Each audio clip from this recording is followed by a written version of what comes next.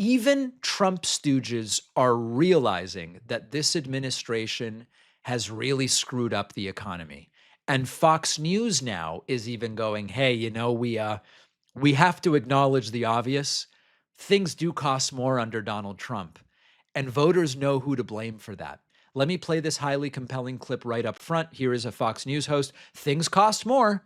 Is that going to impact the midterms? Comes as a new survey finds 3 in 5 overestimate how much gas prices have actually gone up. So how will this translate to the midterms? Is it too early to ask?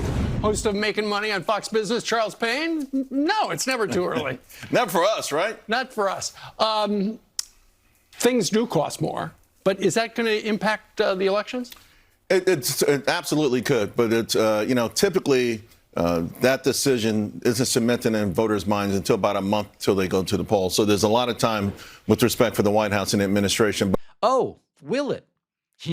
Fox News has spent months finding every conceivable way to avoid saying that sentence. Prices are not really higher. The numbers are misleading. Biden caused it, but also prices are lower. It's Biden's fault and it's not happening, and the tariffs are working and everything is going to be really good 2 weeks from now.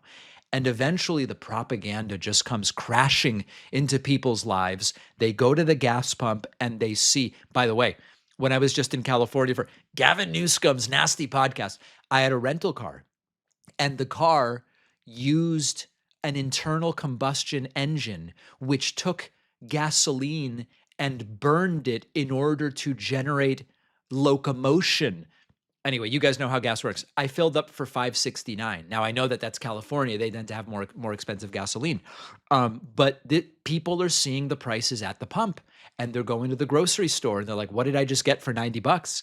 And they're getting higher insurance premium renewals and higher utility bills, and housing is expensive, and the beautiful healthcare plan never came. So you can tell people the economy is awesome, and it's the best one in history. And people don't believe it if they don't feel it. Biden tried doing it and it didn't work well. Harris took over and tried doing it and she lost. And even the Fox hosts now are at, things do cost more. This is what we call progress.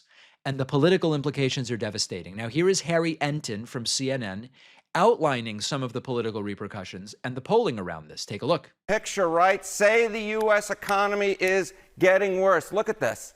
Okay, back when Trump was reelected, November of 2024, look at that. 42% of Americans, less than 50, said that, in fact, the economy was getting worse.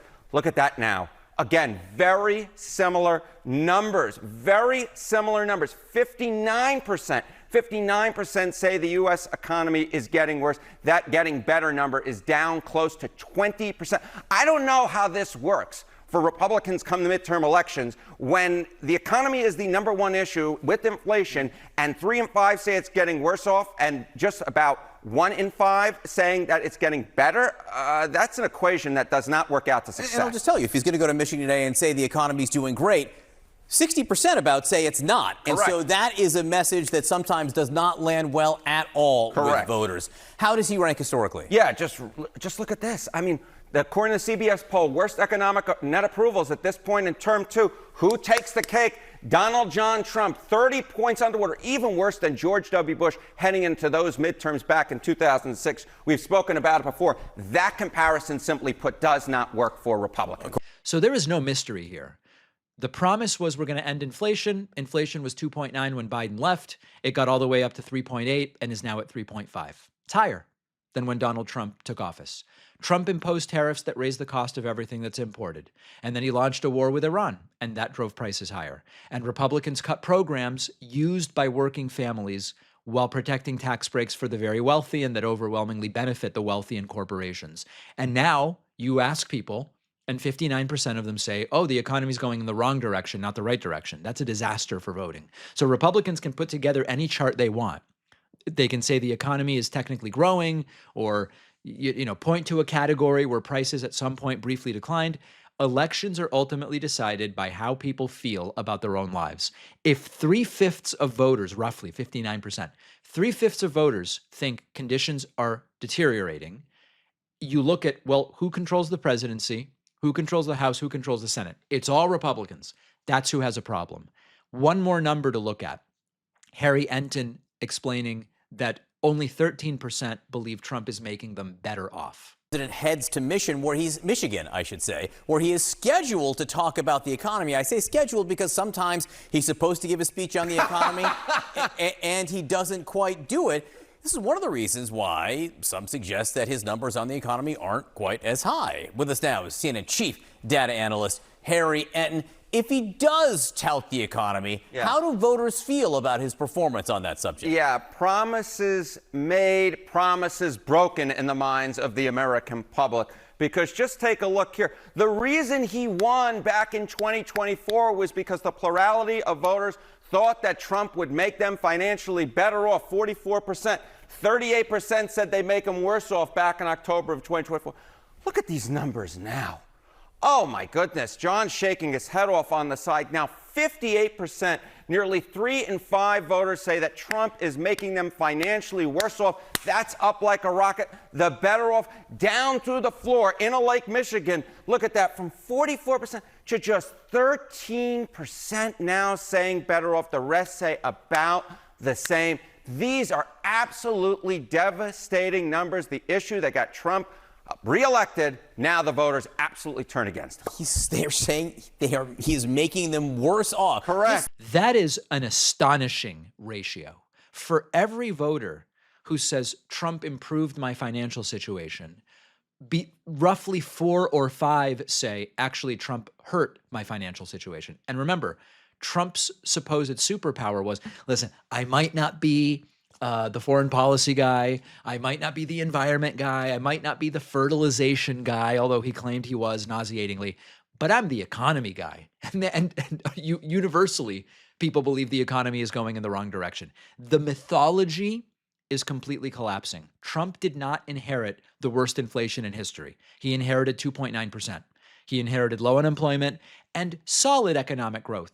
Progress needed to be made. A lot of people were still struggling, affordability, but that's what he inherited. And he chose tariffs and a war. And the result is 13% believe the economy is getting better.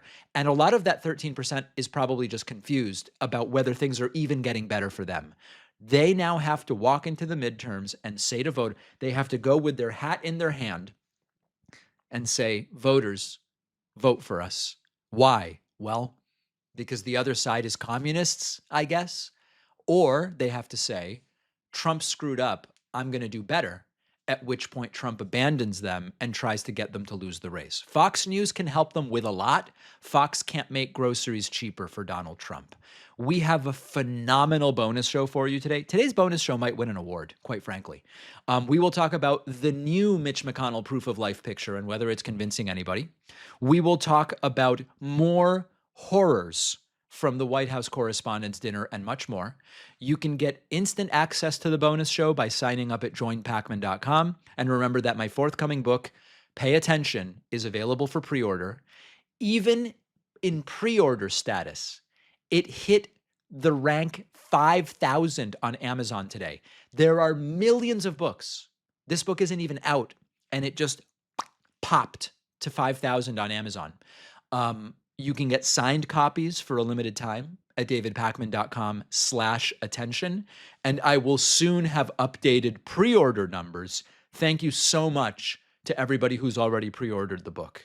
Appreciate you watching. Stick around for this next video. And don't forget to hit subscribe so you actually see our uploads. You can also catch the full podcast on Spotify and Apple Podcasts.